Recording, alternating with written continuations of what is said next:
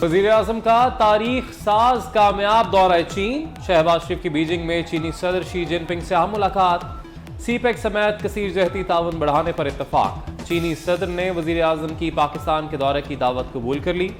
चीन के सदर ने कहा कि पाक चीन इक़्तिसादी राहदारी की तामीर को मज़ीद मौसर तरीके से आगे बढ़ाना चाहिए। सीपेक मनसूबों पर काम में तेज़ी लाने की भी ज़रूरत है। वज़ीर-ए-आज़म की चीनी हम मनसब ली कीचियांग से भी मुलाकात। दो तरफा उमूर और बाहमी ताउन बढ़ाने पर बातचीत। वज़ीर-ए-आज़म को ग्रेट हॉल में गार्ड ऑफ ऑनर पेश किया गया।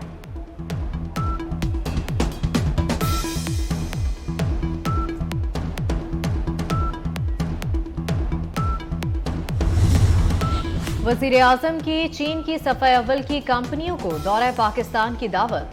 चीनी कंपनियों ने कराची में पीने के पानी की फराहमी समेत दीगर बड़े मंसूबों में सरमायाकारी की दावत कबूल कर ली। पाकिस्तान में सरमायाकारी और मुश्तरका मंसूबों में गहरी दिलचस्पी का इजहार। वज़ीर-ए-आज़म ने कहा, सीपैक और दूसरे मंसूबों पर काम करने वाले चीनी बाशिंदों की हिफाजत यकीनी बनाएंगे।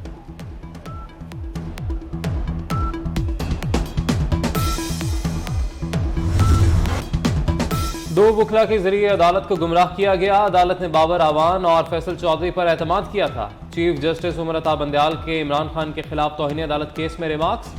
कहा, 26 मई के अदालती हुक्म पर पीटीआई ने अदालत के एतमाद को ठेस पहुंचाई। H9 ग्राउंड से आगे आने का सवाल ही पैदा नहीं होता था। 10,000 बंदे बुलाकर 2 लाख लोगों की जिंदगी अजीरन नहीं बनाई जा सकती। जमहूरियत को मानने वाले इस तरह एहतजाज नहीं करते।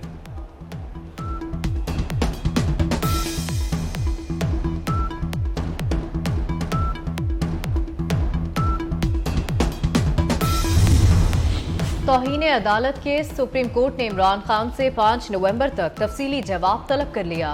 चीफ जस्टिस ने रिमार्क्स दिए, इमरान खान को वजाहत का मजीद मौका दे रहे हैं। जो कुछ 25 मई के दिन हुआ वो दोबारा नहीं होना चाहिए। अदालत के पास मौजूद मवाद के मुताबिक इमरान खान को नोटिस होना चाहिए। अदालती हुक्म पर हुकूमत ने रुकावटें हटा दी। जस्टिस एजाजुल एहसन ने कहा, तहरीक इंसाफ ने सुप्रीम कोर्ट के अहकामात का गलत इस्तेमाल किया। केस की समाअत आइंदा हफ्ते तक मुलतवी।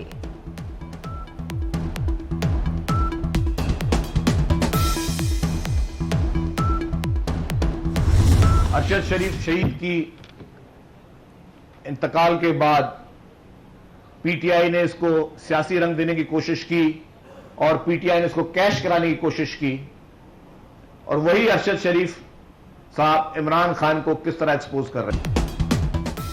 मुल्क भर में झूठ का बोलबाला है। एक झूठा एक ही राग अलाप रहा है। वज़ीर इत्तलात शर्जील इनाम मेमन की तनकीद। कहते हैं इमरान खान एक ही स्क्रिप्ट पढ़ रहा है। हकीम सईद ने इमरान खान के बारे में पेशगोई अपनी किताब में कर दी थी। मोहतरमा बेनज़ीर भुट्टो की हुकूमत गिराने में इमरान खान का किरदार रहा। पीटीआई ने अरशद शरीफ की मौत कैश कराने की कोशिश की। भारतीय और इसराइलियों ने इमरान खान की मदद इसलिए की कि उनका पाकिस्तानी सियासत में अमल दखल रहे।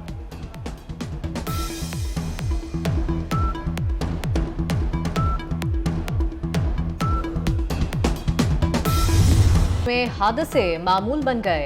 गुजरावाला में पिंडी बाईपास पर लॉन्ग मार्च में शामिल कंटेनर की मोटरसाइकिल सवारों को टक्कर। मोटरसाइकिल सवार एक नौजवान दम तोड़ गया, दूसरा शदीद जख्मी। इससे कबल सादुकी के मकाम पर इमरान खान के कंटेनर के नीचे आकर खातून सहाफी सदफ नईम भी जाँ बहक हो गई थी।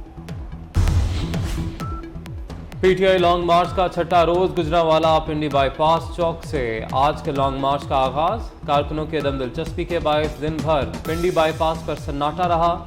तीसरे रोज भी शहर में तालीमी इदारे बंद। मुख्तलिफ रास्ते बंद होने से शहरी, ताजे बिरादरी, ट्रांसपोर्टर्स और मुसाफिर परेशान।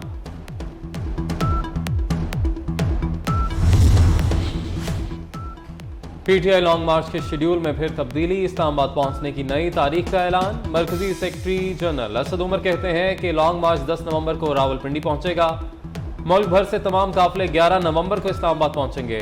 इससे कबल 4 नवंबर को इस्लामाबाद पहुंचने का ऐलान किया गया था। जलसे और धरने की इजाजत न मिलने के खिलाफ पीटीआई की दरखास्त। इस्लामाबाद हाई कोर्ट ने इंतजामिया को कल के लिए नोटिस जारी कर दिया। इंतजामिया के नुमाइंदा अफसर को कल अदालत के सामने पेश होने का हुक्म। दरखास्त अली नवाज अवान के वकील ने मौक़िफ़ अपनाया कि पीटीआई ने 6 और 7 नवंबर के जलसे की इजाजत देने की दरखास्त दी है। इस्लामाबाद इंतजामिया मामले को लटका रही है।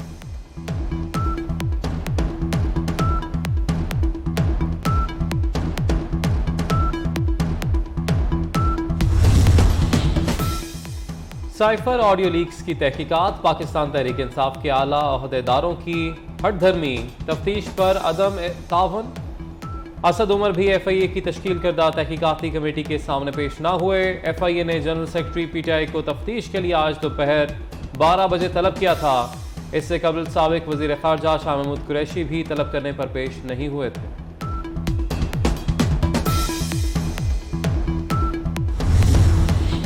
कराची में MQM रहनुमाओं के खिलाफ इश्तियाल अंगेज तकरीर का केस।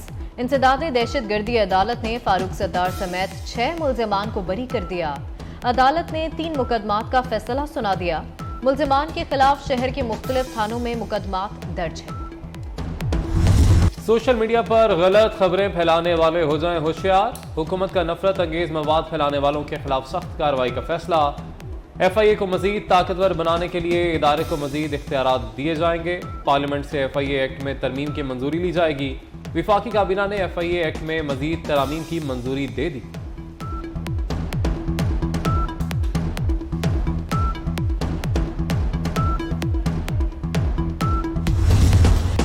अवाम पर महंगाई का बोझ मजीद बढ़ाने की तैयारी। बिजली मजीद 2 रुपए फी यूनिट महंगी करने की दरखास्त नेपरा में दायर। सार्फिन पर इजाफे का 42 अरब 63 करोड़ 40 लाख रुपए का बोझ पड़ेगा। इजाफा रवा माली साल की पहली सहमाही एडजस्टमेंट की मद में मांगा गया। कराची में भी बिजली 51 पैसे महंगी करने की दरखास्त नेपरा में दायर। दरखास्त पर 8 नवंबर को समाप्त की जाएगी।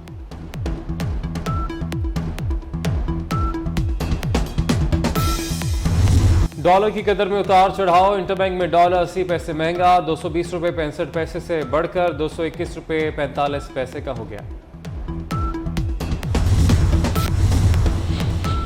लाड़काना में पीपल्स बस सर्विस का आगाज। सिंध हुकूमत की जानिब से पीपल्स बस सर्विस चलाने पर शहरी खुश। शहरी 30 रुपए किराया देकर पीपल्स बस सर्विस में सफर कर सकते हैं। वजीर खारजा बिलावल भुट्टो जरदारी ने कुछ अरसा कबल पीपल्स बस सर्विस का इफ्तिताह किया था।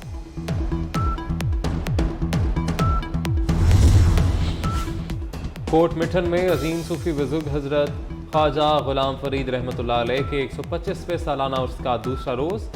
3 रोज़ा उर्स दरबार बाबा फरीद रहमतुल्लाह अलैह पर महफिल समा। मुल्क भर से बड़ी तादाद में ज़ायरीन की दरबार पर हाजिरी।